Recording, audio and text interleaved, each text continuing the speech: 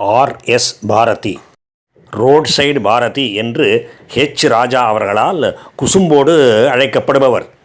எல்லா விதமான சர்ச்சை பேச்சுக்களும் பேசுபவர். அவற்றின் மூலம், அப்படிப்பட்ட பேச்சுக்களின் மூலம் பத்திரிகையாளர்களுக்கு மற்றும் யூடியூபர்களுக்கு அவ்வப்போது கண்டென்ட் கொடுப்பவர். பல சந்தர்ப்பங்களிலே மிகுந்த ஆணவத்தோடும் திமிரோடும் பேசுவார். நீதிமன்றங்களிலே இவர்கள் அமர்ந்திருப்பதெல்லாம், நீதி அரசர்களாக அமர்ந்திருப்பதெல்லாம் நாங்கள், அதாவது திமுக போட்ட பிச்சை என்கின்ற திமிர் பேச்சுக்கு சொந்தக்காரர் இவர்கள் என்று அவர் யாரை குறிப்பிட்டார் என்பதும் நம் அனைவருக்கும் தெரியும். சரி, இப்பொழுதைய விஷயத்துக்கு வருவோம். ஓரணியில் தமிழ்நாடு என்கின்ற திட்டத்தின் மூலம் திமுகவிலே உறுப்பினர் சேர்க்கை நடந்து கொண்டிருக்கின்றது. வீடு வீடாக சென்று மக்களையும் சந்திக்கின்றார்கள், உறுப்பினர் சேர்க்கையையும் நடத்தி கொண்டிருக்கின்றார்கள். இப்படி உறுப்பினர்களை சேர்க்கும் திட்டத்திலே ஆர்.எஸ். பாரதியும் செயல்பட்டு வருகின்றார். அதை பற்றி கூறுகையிலே, தான் சந்தித்த மக்களின் மனநிலை, திமுக ஆட்சியை பற்றிய மக்களின் மனநிலை எப்படி இருக்கின்றது என்பதை பற்றி அவர் கூறுகின்றார்.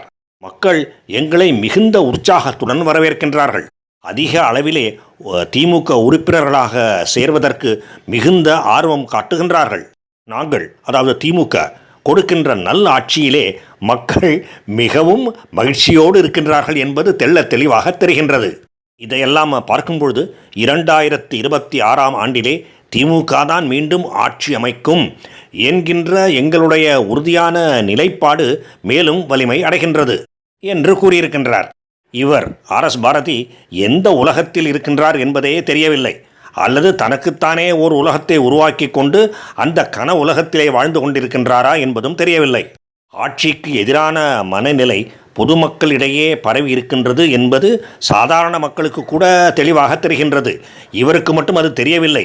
மேலும் பேராதரவு தருகின்றார்கள் மக்கள் என்றும் பேசியிருக்கின்றார். எனக்கு தெரிந்த அளவிலே சர்ச்சை பேச்சு, ஆணவ பேச்சு இவற்றையெல்லாம் மீறி நகைச்சுவை பேச்சு பேசுவது என்பது இதுதான் முதல் முறை. திமுக ஆதரவாளர்கள் திமுக அனுதாபிகளை ஏற்கனவே ஒரு இடத்திலே கூட்டி வைத்து அந்த இடத்துக்கு ஆர்.எஸ். பாரதியை அழைத்து சென்றிருக்கின்றார்களா? அவர்களெல்லாம் பார்த்துவிட்டு ஆர்.எஸ். பாரதி இந்த முடிவுக்கு வந்துவிட்டாரா? அல்லது சிறிது கூட உண்மையே இல்லாமல் அடித்து விடுகின்றாரா என்பது கூட தெரியவில்லை. ரோம் பற்றி எரிந்து கொண்டிருந்த பொழுது நீரோ மன்னன் வயலின் வாசித்து கொண்டிருந்த கதைதான் நினைவுக்கு வருகின்றது. பாவம், நமது முதல்வர் நாட்டில் என்ன நடக்கின்றது என்பதை அவருக்கு தெரியவில்லை என்று நமது முதல்வரை சிலர் குற்றம் சாட்டுவது உண்டு. குறிப்பாக கிஷோர் கே. சுவாமி, சவுக்கு சங்கர் முதலியோர். அது எப்படியோ, இந்த ஆர்.எஸ். பாரதிக்கு நாட்டு நடப்பு எதுவுமே தெரியவில்லை என்பது மட்டும் தெரிகின்றது.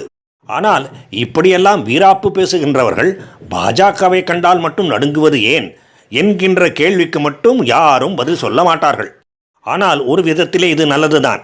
இப்படியெல்லாம் தங்களை தாங்களே ஏமாற்றிக்கொண்டு தாங்கள்தான் திரும்பவும் ஆட்சிக்கு வரப்போகின்றோம் என்கின்ற மதர்ப்பிலே இவர்கள் எல்லோரும் தேர்தலை அலட்சியமாக எடுத்துக்கொண்டு அதன் மூலம் படுதோல்வி அடைந்தால் தமிழ்நாட்டுக்கு நல்லதுதான். வாழ்க பாரதம். ஜெய் ஹிந்த்.